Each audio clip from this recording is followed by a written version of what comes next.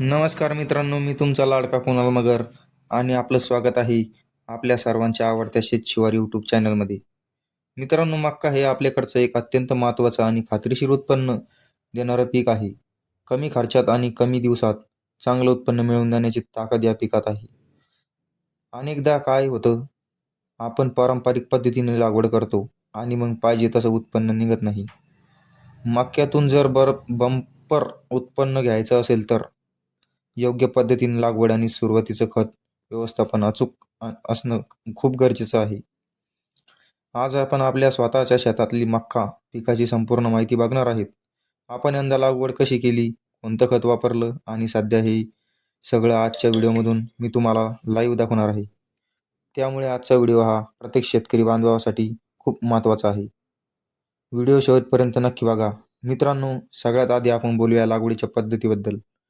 यंदा आपण मक्याची लागवड ही पारंपरिक पद्धतीनं न करता टोकन यंत्राच्या स्विंग मशीन साहाय्याने केली आहे.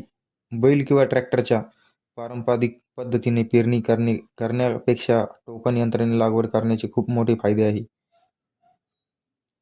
पामरणीने पेरताना बियाणे कधीच जवळ पडत नाही, कधी खूप खोल जातात, त्यामुळे उगवण शक्ती व्यवस्थित होत नाही.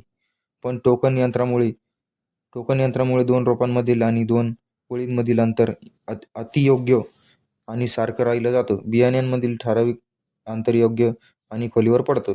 त्यामुळे जमिनीतील ओलावा बियांना व्यवस्थित मिळतो आणि पिकाची उगवण एक समान होते. म्हणजेच एकाच वेळी होण्याची मोठी मदत होते. यामुळे बियाण्यांची अजिबात नासाडी होत नाही.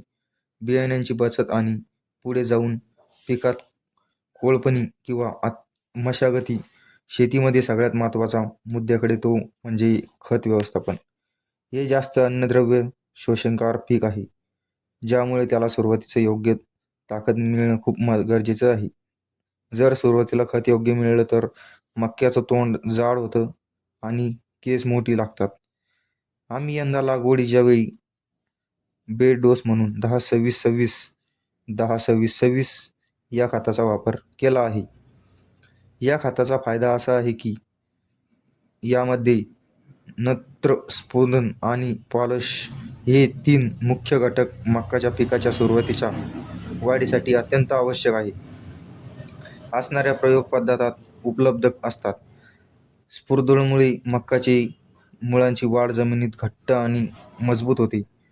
पालशांची पिकांची प्रतिकार शक्ती वाढते आणि नत्रामुळे पिकाला चांगली हिरवळ मिळते. म्हणजेच रोपांना सुरुवातीपासून तर दमदार ऊर्जा मिळते. आता तुम्ही स्वतःच बघा की या टोकन पद्धतीने आणि योग्य खत नियोजनाचा रिझल्ट आज तुमच्या समोर आहे. तुम्ही माझ्या मागे मक्याची उगवण पाहू शकता. काय जबरदस्त आणि काय रेषेत छान उगवण झाली आहे.